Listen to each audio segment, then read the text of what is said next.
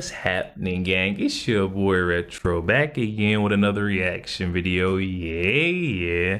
Today we got another huge update. I know y'all could probably already tell it is going down. Just by that title alone, definitely gonna want to see this one as we're witnessing another major backfire coming for that Fulton County District Attorney, Miss Fani Willis, and this newest update after her latest filing, submitting to get several Donald Trump's criminal charges reinstated at the courts. Guys, I'm excited to get into this one, so we're not straight into it. Just make sure you guys hit that like button, hit that subscribe button. Before we even get into it, y'all, hit that like button, also hit that subscribe button for your boy. And without further ado, let's hop straight into it, folks. Check this out. So breaking just moments ago, Fulton County, Georgia DA Fani Willis reportedly are now asking a court to reinstate 6 criminal charges against former President Trump and his co-defendants. That's according to the Atlanta Journal-Constitution. Now, you remember that the judge threw out some of these charges in March, saying that they were not specific enough. The case is on hold right now while an appeals court considers whether Willis should step aside.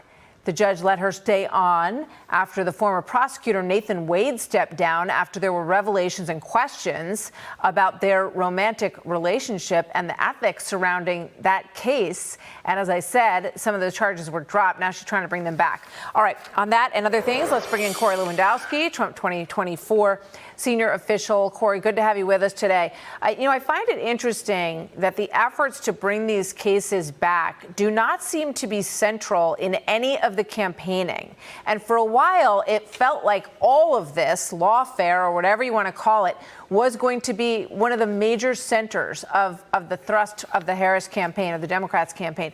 What do you think's going on there?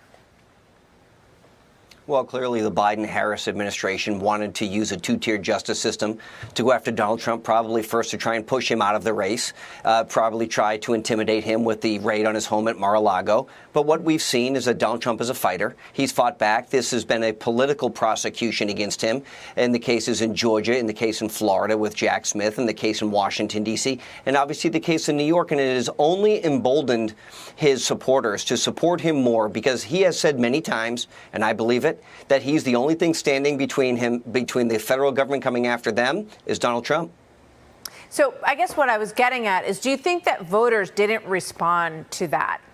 You know, that they didn't really... No, voters responded. He already answered. Voters definitely responded to these, political witch hunts, these sham and charade cases. We've seen what happened, with that New York Attorney General Letitia James, seeing Jack Smith, the way he came after not only Donald Trump, but also tried to push through the court system, bully his way, and to slap him some charges on to Donald Trump. The voters seen those efforts and attempts coming from those rogue agents on the left, and they turned away, guys. They're walking across the aisle. That was the response from voters. I think that voters didn't respond to that.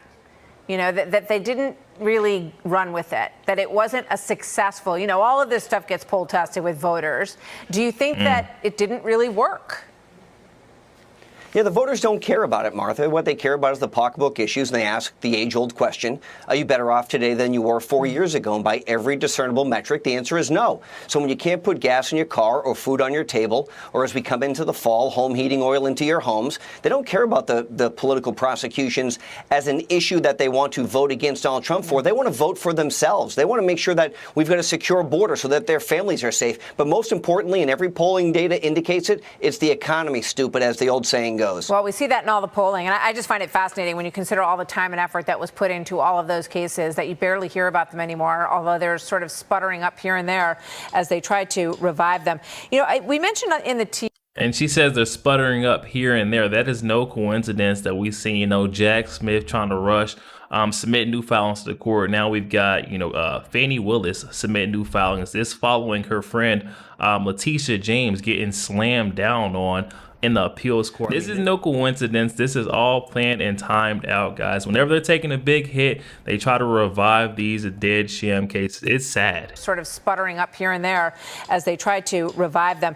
We mentioned in the tease, Corey, this question that Harris seems to be focusing on right now. She's got 20 days to go, and she's calling the former president unhinged, unfit, all of this stuff. I just want to remind people that Hillary Clinton did something very similar at the end of the 2016 race. Let's remind people. Let's take a look at what she was doing. His latest Twitter meltdown is unhinged. Temperamentally unfit.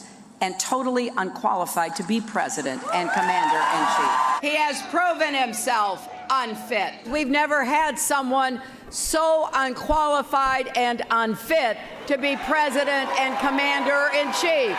So we know why that, how that worked out. Did you find it curious that this is a thrust with 20 days to go here from the other side? Well, it's a desperate tactic because you've got a candidate in Vice President Harris who has no policies that are going to benefit the American people. So you try and make the election, in her case, about Donald Trump's temperament. The difference is when people can't feed themselves and they're afraid of that we are now the laughingstock around the world because of our terrible foreign policy. We see our allies around the world don't respect us. Our enemies don't fear us, all because of the vice president and her running mate's administration. Look, I understand you want to say that Donald Trump said some mean tweets. Well, that's okay when you can feed your family and you put gas in your car and you can make. And these are just the facts of the matter. You know, Americans don't care about a couple mean tweets or this guy said some things that may have hurt your feelings, but it was ultimately the truth. I mean, folks are over that.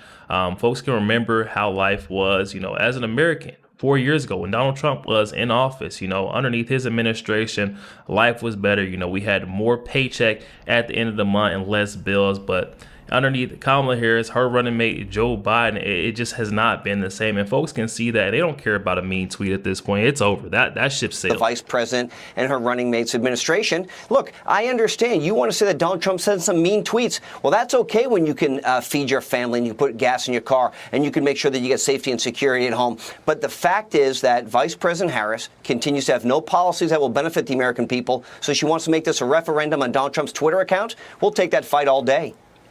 You know, there are some reports that within the Harris camp, there are some people that are concerned that she's not keeping an active enough day, that she's not hitting enough places throughout the day. Are there any concerns within the Trump campaign or any disagreements among the Trump team about strategy as you head into these 20 days?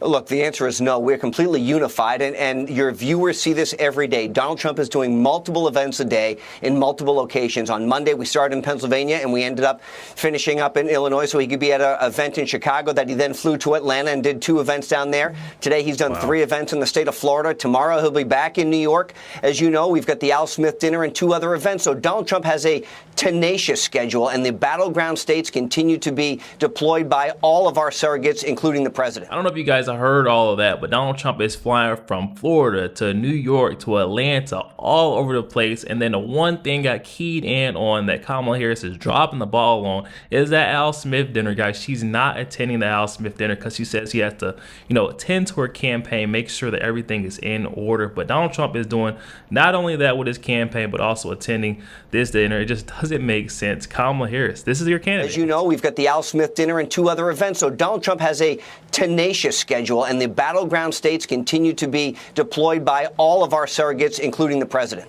Yeah, you're right. The Al Smith dinner's tomorrow night. Huge event for Catholic voters in particular, which make up a very important part of the electorate.